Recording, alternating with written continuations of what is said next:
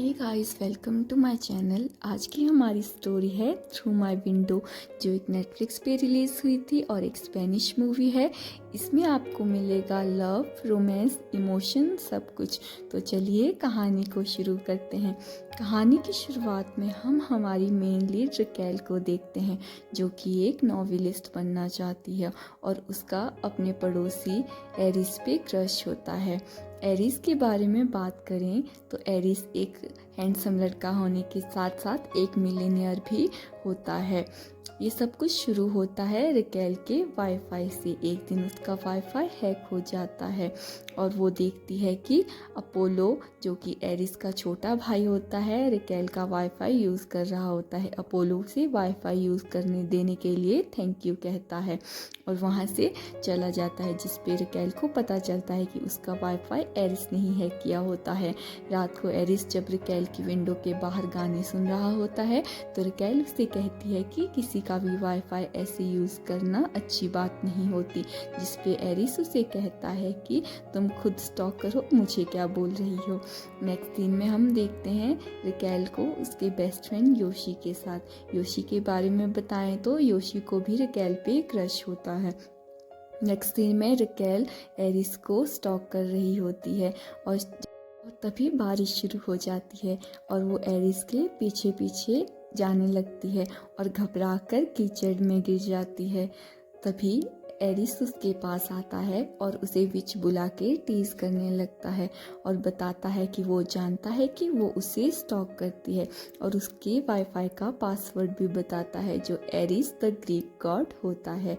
जिस पे एरिस उसे पूछता है कि वो आखिर उससे चाहती क्या है, जिस पे रकेल कहती है कि वो चाहती है कि एरिस उसे प्यार करे। तो एरिस उसे कहता है कि ऐसा कभी नहीं हो सकता। तो रकेल उसे कहती है कि उसे घर जाने में डर लग रहा है तो वो उसे ड्रॉप करे। तो एरिस उसे कहता है कि सब कुछ एक प्राइस पे मिलता है, अगर वो उसे किस करने देगी तो ही वो उसे घर ड्रॉप करेगा। शाम को जब रकेल अपने घर पहुंचती है तो वो इंस्टाग्राम पे एरिस की स्टोरीज देख रही होती है, जिस पे उसकी मॉम कहती है कि एरिस हैंडसम लड़का है और उसे डिनर पे बुला सकती है, जिस पे रकेल कहती है कि मॉम, हम दोनों के बीच में ऐसा कुछ नहीं है। नेक्स्ट सीन में एरिस रकेल की विंडो से उसके रूम में घुस जाता है और उसका वाईफाई चेक करने लगता है और उसकी नोवेल पढ़ता है, जिस पे वो उसे कहता है कि तुम अच्छा लिखती हो और तुम्हें लिखते रहना चाहिए, और फिर से रकेल को टीज करने लगता है और विंडो से कूद के चला जाता है। रकेल को विच भी बुलाता है। नेक्स्ट सीन में हम योशी को देखते हैं, जो कि फूड डिलीवरी करने के बहाने से गार्ड से स्विमिंग पूल की कीज चुरा लेता है। नेक्स्ट सीन में जब रकेल अपना काम कर रही होती है तो वो एरिस को देख के छुप जाती है। तभी एरिस आता है और उसे पार्टी के लिए इनवाइट करता है। ये सुन के योशी थोड़ा जेलिस हो जाता है और एरिस को कहता है कि वो रकेल का बेस्ट फ्रेंड है और उसका होने वाला फ्यूचर हस्बैंड, जिस पे एरिस स्माइल करता है और बोलता है कि रकेल चाहे तो योशी को भी पार्टी में ला सकती है।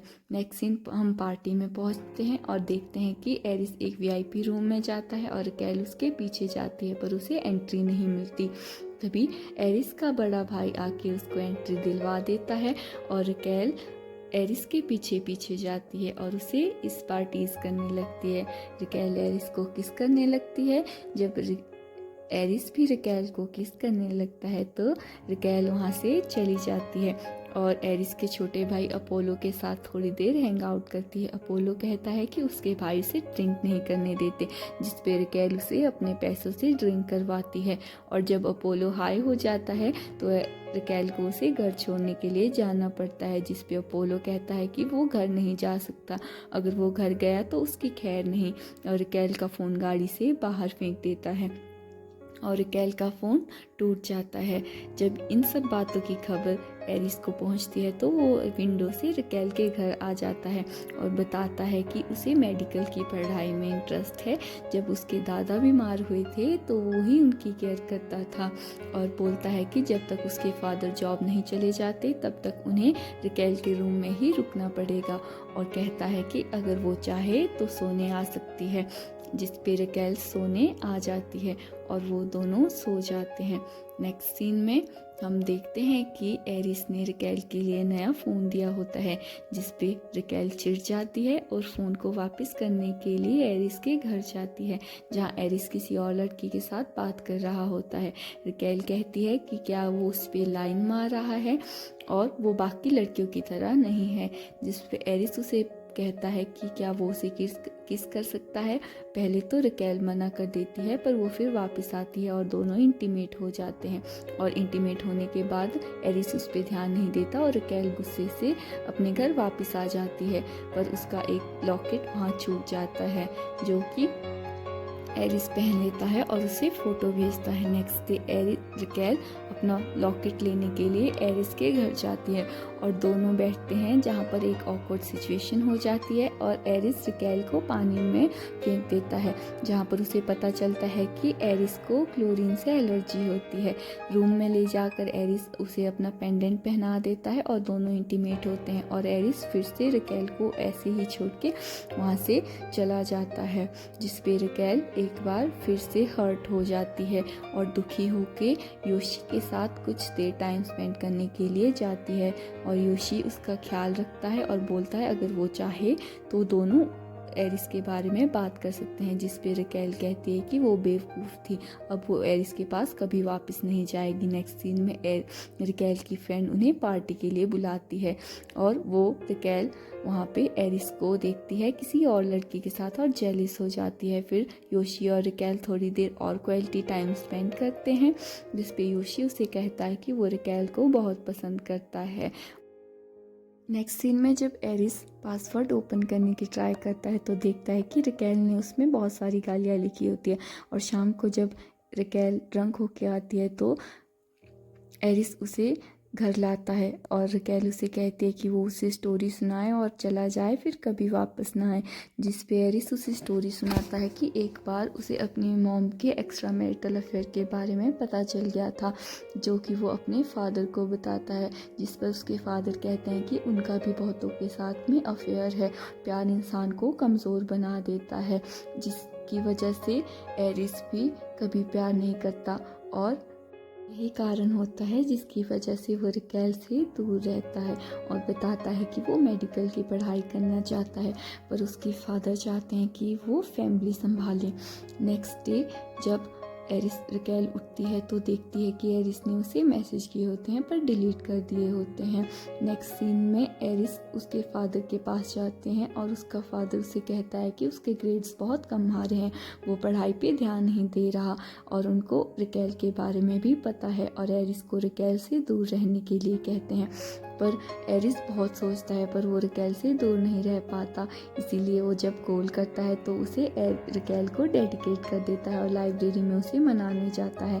वो रकेल से कहता है कि वो उसका वेट करेगा जब तक कि वो उसे माफ़ ना कर दे और अगर कभी उसका माफ़ करने का दिल हो तो वो उसे ज़रूर बताए। वो रकेल से बहुत प्यार करता है और उसे पार्टी के लिए बुलाता है, जिस पे रकेल पार्टी के पर जाने के लिए मान जाती है और योशी के पास जाती है, जिस पे योशी कहता है अगर उसने एरिस को माफ़ कर दिया तो वो उसके साथ फिर फ्रेंड नहीं रह सकता, क्योंकि एरिस सिर्फ उसका फ़ायदा उठाता है, वो उसे प्यार नहीं करता, जिस पे योशी भी गुस्सा होकर वहाँ से चला जाता है। नेक्स्ट सीन में रकेल और एरिस दोनों पार्टी के लिए चले जाते हैं, जहाँ पे रकेल ने विच की यूनिफॉर्म और एरिस ने ग्रीक गॉड की यूनिफॉर्म पहनी होती है और रकेल उसे बताती है कि वो नॉवल लिखना चाहती है जैसे कि उसके फादर लिखते थे, जिस पे एरिस उसे सपोर्ट करता है और बताता है कि वो भी डॉक्टर बनना चाहता है पर फैमिली उसे बिजनेसमैन बनाना चाहती है।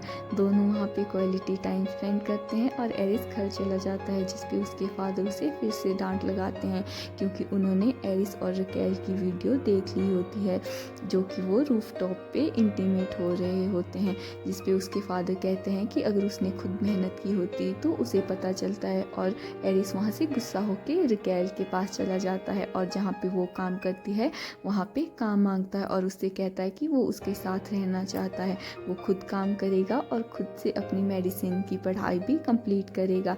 उसको काम करता उसका भाई देख लेता है और उन दोनों को पार्टी में बुलाता है, जिस पे रकेल थोड़ा नर्वस होकर पार्टी में जाती है, जिस पे उसकी फैमिली उसे थोड़ा सा डिसरिस्पेक्ट करते हैं। और रकेल देखती है कि वहाँ पे केटरिंग के लिए उसकी मदर को ही रखा होता है, जिसकी वजह से वो और डिसअपॉइंट हो जाती है और वहाँ पे खुद को इंसल्टेड फील करती है और वहाँ से भाग के चली जाती है। बाद में एरिस अपने बड़े भाई के साथ इस बात को कन्फ्रंट करता है, जिस पे उसका भाई कहता है कि रकेल और उसका कुछ नहीं हो सकता, और दोनों बहुत ही सैड हो जाते हैं। और एरिस रकेल को कहता है कि अगर वो उसे छोड़ना चाहे तो छोड़ सकती है, वो उसे कभी तंग नहीं करेगी। और रकेल भी कहती है कि शायद उन दोनों के लिए यही अच्छा होगा, और घर चली जाती है। घर जाके वो अपनी मॉम के पास जाकर बहुत रोती है, जिस पे रकेल की मॉम उसे समझाती है कि रकेल को खुद पे कॉन्फिडेंस होना चाहिए। क्या उसे पता है कि उसके फादर की नॉवल कभी क्यों नहीं छपी? क्योंकि उनके पास कॉन्फिडेंस नहीं था और वो कभी पब्लिशर के पास गए ही नहीं। रकेल को खुद पे कॉन्फिडेंस होना चाहिए और उसे अपने प्यार को पाने के लिए एटलीस्ट ट्राई करना चाहिए। अपनी मॉम की ये सारी बातें सुन के रकेल एरिस के घर जाती है और उसके साथ बात करना चाहती है, पर एरिस की फैमिली उसे ऐसा करने से रोक देती है। फिर रकेल अकेली ही प्रॉम पे चली जाती है, क्योंकि दोनों ने साथ जाने का डिसाइड किया होता है।